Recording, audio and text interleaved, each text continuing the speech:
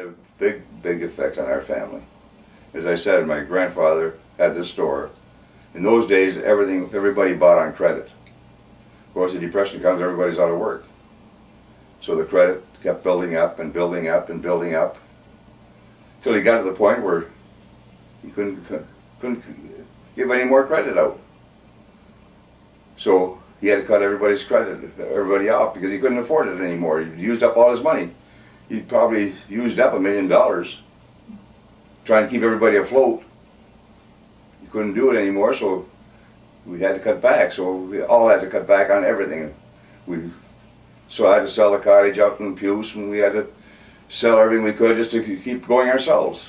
So it had a big effect on us. We went from very rich to very poor. My mother never bought a new dress for 10 years. Now, during the late 1930s, there were reports of trouble brewing in Europe. Did you pay much attention to that? Yes, we did. We did for several reasons. And my father was a veteran from the First World War. It was very evident that we were going to go into the Second World War. And he drilled it into me at that time that if we are going to go to war, it's better to fight the war in somebody else's backyard than your own. Don't let it come to Canada. At that point, I was 16 years of age in '39. I started the Ford Trade School in 1940. I was exempt from the draft because I was going in for a tool and die maker. I was the first one from Ford Trade School to join the Air Force. So once I joined, there was an exodus from the guys going to the Air Force and Navy and Army and every place else. I was on 13 different stations in England in the time I was there. And I flew Oxfords, first plane I flew, then I flew Wellingtons, then I flew Sterlings, then I flew the Lancasters. 90 Squadron, we flew over Germany, of course.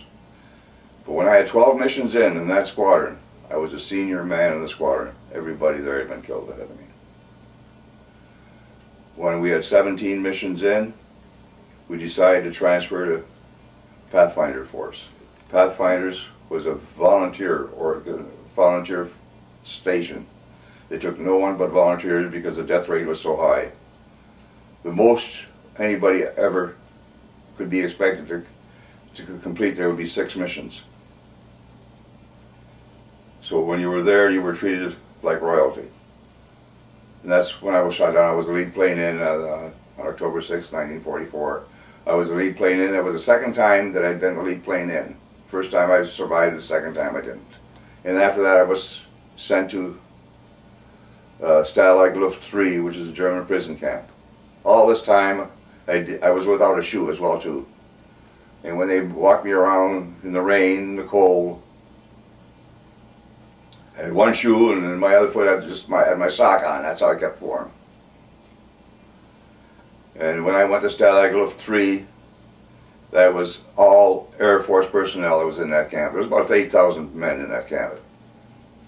Stalag Luft 3 were there till the end of January. Then we went on that winter march ahead of the Russians, where we were marched through the snow and so on to another camp near Berlin, which was called Luckenwald, Stalag 3A. And I saw him in that camp, and he told me about what had happened to him. That's how he got out. I also saw my navigator. He was in that camp. Now mind you, this is a big camp. We're different compounds. There's a road between me and them. There's a fence on both sides, so I can never get close to them. We just talked across the road to each other whenever we saw each other. The Russians were keeping us prisoners because they wanted a Russian prisoner of war in exchange for an Allied prisoner of war.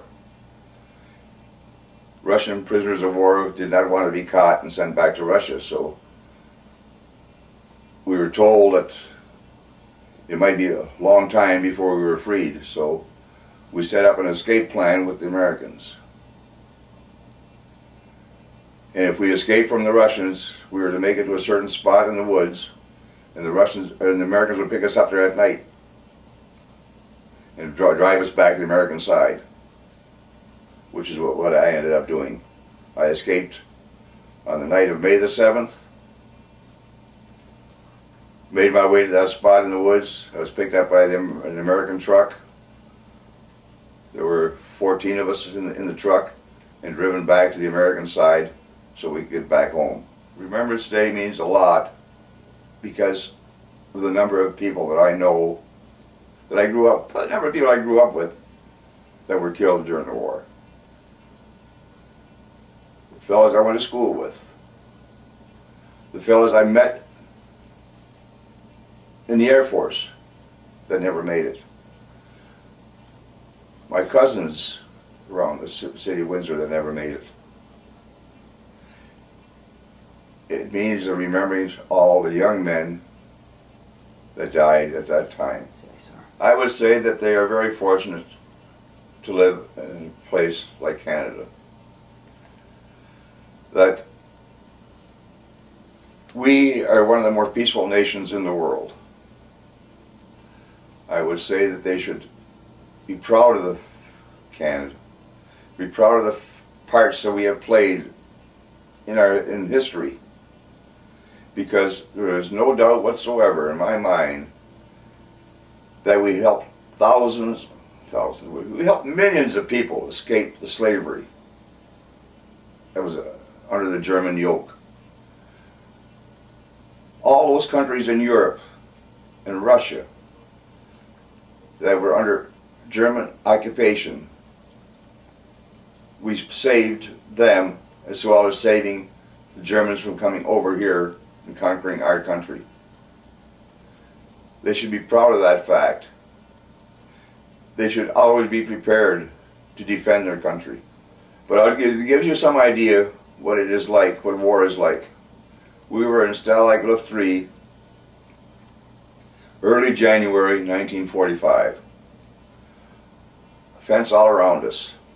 The Russians are advancing. Ahead of the Russians are thousands and thousands of people trying to escape the Russians. They did not want to be captured by the Russians.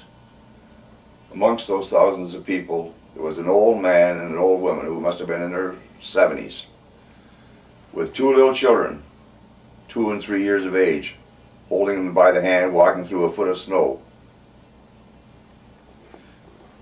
We could see all this happening in front of us. These two old people were so tired of walking. How many days they had been walking, I have no idea. When they had last had food, I have no idea.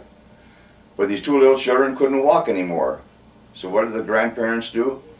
Roll these little children in the snow into the ditch and let them stay there to freeze and die right in front of us. Nothing we could do. We were in a prison camp. We couldn't go out and help them. The German guards around us didn't do anything. But it's an awful thing to see when you see little children, 2 and 3 years of age, being left there to die. I hope that would never happen to anybody in Canada. Refugees from their country. And I sit down and talk to these people. And the story they told me were awful. And I can remember one case in particular. This guy come crying to me one day and he says, crying with joy basically, he says he just found out that his mother and dad were still alive. And this was 1954. And the war had ended in 1945. He just found out in 9 years his mother and dad were still alive. So I've had a lot of contact with refugees and displaced persons and so on. And those people went through one heck of a lot. A lot of them ended up in Canada, which is one of our good points about it.